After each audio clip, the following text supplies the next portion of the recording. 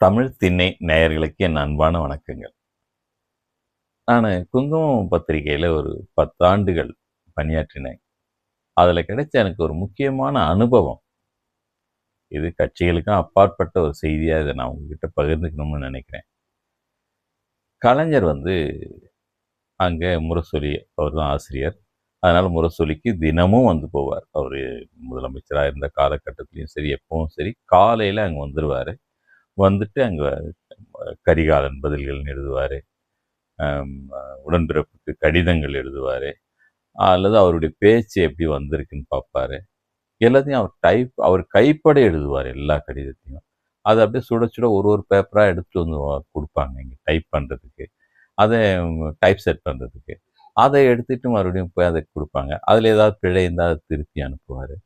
இது அவ்வளோ அக்கறை எடுத்துப்பாரு. எனக்கு இது வந்து வேற யார்கிட்டயும் நான் பார்க்கல.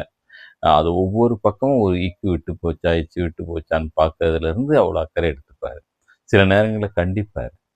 அந்த ப்ரூஃப் ரீடர, அந்த சப் எடிட்டர்கள அவர் திட்டுவாரு. இந்த மாரி என்ன இது மாரி இவ்வளோ எழுத்துப்பிழை இருக்குன்னு சொல்லுவாரு. அவருடைய பேச்சிலேயோ, அந்த பேச்ச டைப் பண்ணவங்களையோ அல்லது இதையோ கூப்ட்டு அத ப்ரூஃப் பார்த்தவங்கள கண்டிப்பாரு.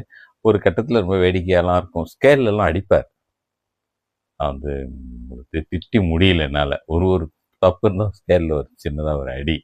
இதெல்லாம் நடந்தது. ஒரு முதலமைச்சரா இருந்தவரு, 4, 5 முறை முதலமைச்சரா இருந்த போதெல்லாம் கூட நான் அவர பார்க்குறேன். அப்போ வந்து அவர் எடுத்துக்கொண்ட முரசொலி கட்டுரைகளுக்காக எடுத்துக்கொண்ட முயற்சிகள்லாம் எனக்கு ரொம்ப ஆச்சரியமா இருக்கும்.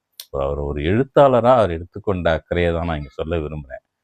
அதேபோல குங்குமத்தில கொஞ்சம் சர்க்குலேஷன் டவுன் ஆகுதுன்னா, உடனே அவர் தான் அத காப்பாத்தணும். அவருடைய தொடர்கதைய உடனே அறிவிப்பாங்க. அவருடைய குறளோவியம் அறிவிப்பாங்க. ஏதோ ஒண்ணு அவருடைய எழுத்து இருக்கணும் அந்த குங்குமத்திலன்னு நினைப்பாங்க. இதுக்காக அவர் தொடர்ந்து முயற்சி எடுத்துப்பார். அந்த ஒரு எழுத்தாளரா அவர் எடுத்துக்கொண்ட முயற்சிகள். அது மட்டும் இல்ல.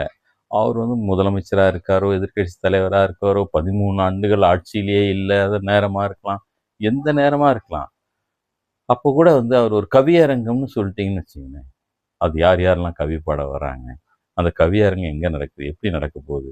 அதுக்கு இவர் ஒரு தலைமை உரை, கவி உரை எழுதுறது. இதெல்லாம் அவ்வளோ அக்கறை எடுத்துப்பாரு. அவருக்கு வந்து அவர் ஒரு எழுத்தாளரா இருக்கிறதுக்கு எவ்வளோ ஆசைப்பட்டார் என்பதை நான் வந்து இங்கே சொல்ல விரும்புகிறேன். தொல்காப்பிய பூங்கா எழுதுவாரு. தாய் காவியம் எழுதுவாரு.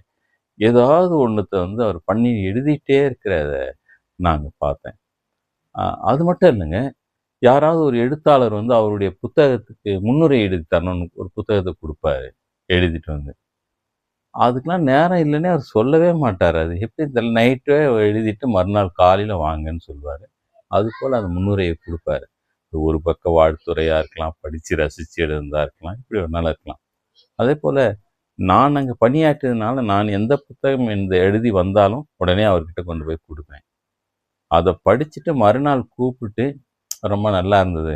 அந்த கதை ரொம்ப சிறப்பு." அப்படின்னு ஒரு சிறுகதை தொகுப்பு எடுத்துட்டு சொல்றாரு அவரு. மானுட பண்ணை நாவல் குடுத்த போதெல்லாம் அவர் வந்து ரொம்ப பாராட்டி எனக்கு சொன்ன நினைவு வருது. இப்படி வந்து இப்படி ஒரு முதலமைச்சர் எங்கேயாவது பார்க்க முடியும். ஒரு அரசியல் தலைவர அவர் வந்து ஒரு அரசியல் தலைவராகவும், அவர் வந்து அவருடைய வேலைகள எதையுமே குறைச்சிக்கவே இல்ல. அவர் தான் மாநில சுயாட்சிக்கு குரல் குடுக்குறாரு. அவர் தான் ம முதல்வர் வந்து கொடியேற்றும் சுதந்திர தினத்தில கொடியேற்றும் உரிமைக்கு குரல் குடுக்குறாரு. அவர் தான் வந்து உழவர் சந்தை அமைக்கிறாரு.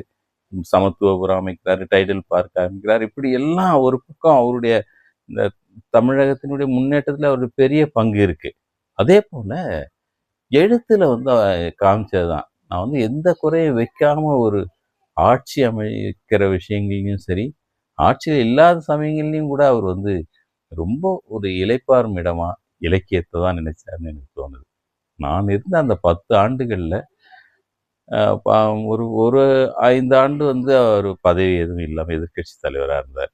அந்த பவர் இல்லாம இருந்தவர் அது. அப்பவும் சரி, அதேபோல ஆட்சியில இருந்த நேரத்திலயும் நான் அவர் கூட பணியாற்றும் ஒரு வாய்ப்பு எனக்கு கிடைச்சது. அப்பவும் நான் பார்த்துருக்கேன். 2 நேரங்கள்லயுமே அவர் இலக்கியத்த விட்டு பிரிஞ்சதே கிடையாது. அதேபோல இலக்கியத்துக்கு அ அது அவ்வளோ ஆர்வமாயிடுவாரு அவரு. ஒரு தொடர்கதை எழுத சொல்லிட்டா, அவர் கதைய கேட்டா, ஒரு பேட்டி கேட்டால் அல்லது வந்து ஒரு திரைப்படத்துக்கு வசனம் எழுதணும்னு கேட்டா, எந்த நேரத்திலும் அவர் தயாரா இருந்தது ரொம்ப ஆச்சரியமா இருக்கு. இது வந்து நம்ம அவர்கிட்ட வந்து கற்றுக்க வேண்டிய ஒரு பாடம்.